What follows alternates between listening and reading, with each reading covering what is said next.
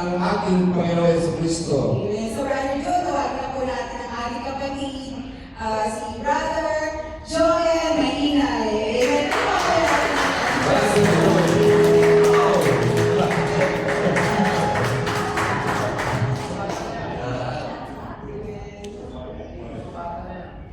Magandang tanghali po, brother, sister. Balik po pag-uri at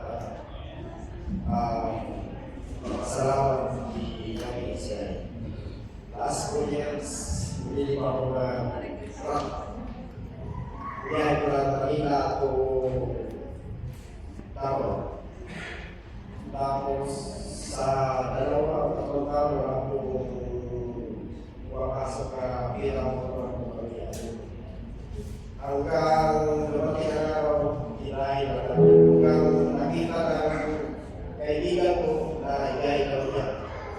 Hanggang pinasok sa sakon, nung nag-breakup ka na, wala na po yung kuha sila. Hanggang hinanap hanggang may kaibigan ko sa nagtrabaho sa NGO, kumuha po kami ng zeros na ang nalaman ko baka sila wala daw yung kuha sila.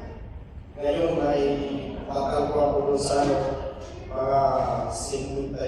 Hindi ko po alam kung saan yung kukunin. Kasi wala na po akong, hindi na po akong trabaho sa building. Wala na po kami ipon.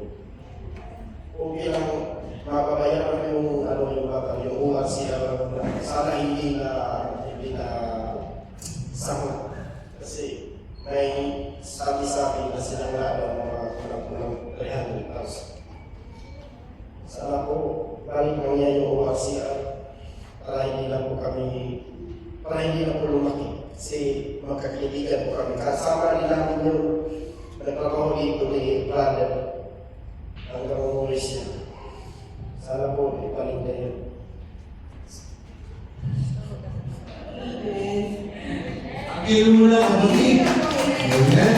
Sa pananalangin, talagang tutugin sa tamang oras. Amen. Amen. And pangako po ng Panginoon niya, Sister Ali, basta nagpatuloy tayo sa gawain ng Panginoon, okay?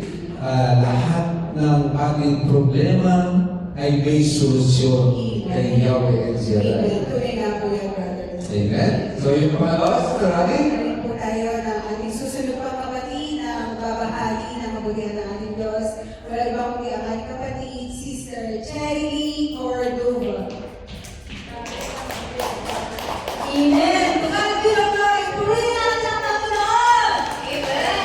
Hindi pa ako nandito sa inyong harapan dahil siksikilig na biyaya po ang ibinigay ni Lord sa nanay ko dahil nung nakaraang May 5 po, nag-celebrate ko siya ulit ng kanyang 92 years na birthday.